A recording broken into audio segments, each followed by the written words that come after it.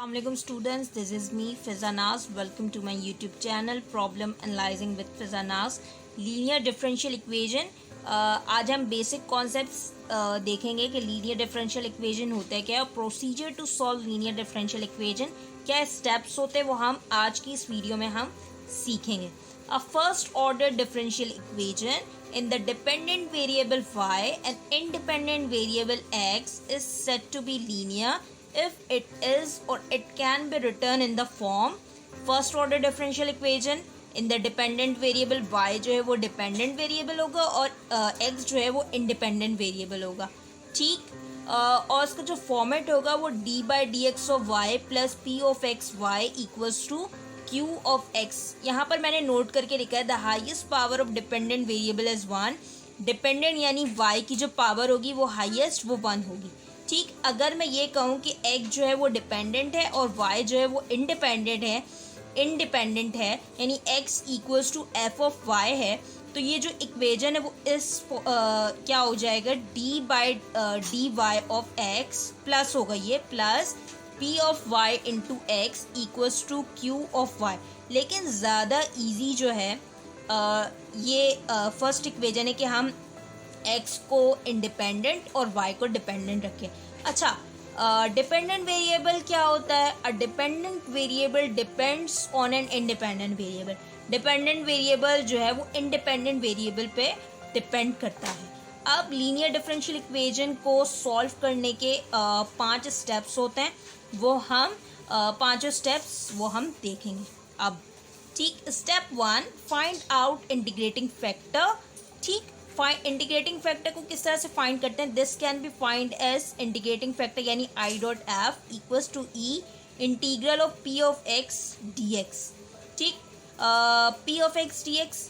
अब ये कैसे, अगर मैं यहाँ पर कुछ भी रख दूँ अगर कोई भी, तो पी ऑफ एक्स जो भी होगा ना उसका हम इंटीग्रल पहले फाइंड कर देंगे यानी ई की पावर होगी कुछ। अगर वो ln है तो इस तरह से वो हम एग्जाम्पल जब देखेंगे तो समझ आ जाएगी। नेक्स्ट स्टेप है multiplying equation 1 by integrating factor. Multiplying equation 1 by integrating factor, ये जो इक्वेजन मेरी आई है उसको मैं इंटीग्रेटिंग फैक्टर से मल्टीप्लाई कर दूंगी यानी ये बन जाएगा integrating factor into d y over d x plus integrating factor into p of x y equals to integrating factor into q of x. ठीक, अब ये जो है वो इंटीग्रेटिंग फैक्टर से मैंने इक्वेजन 1 को मल्टीप्लाई कर दिया। नेक्स्ट क्या करेंगे हम? स्टेप 3 है हमारी। Step 3 d by d x of integrating factor into dependent variable equals to integrating factor into q of x. ये अब आप ये कह रहे होंगे कि ये क्या है? Integrating factor into dependent variable, यानी ये पूरी जो इक्वेजन अभी हमारी बनी थी वो रिड्यूस हो जाएगी d by d x of u dot v वाले फॉर्मूले में।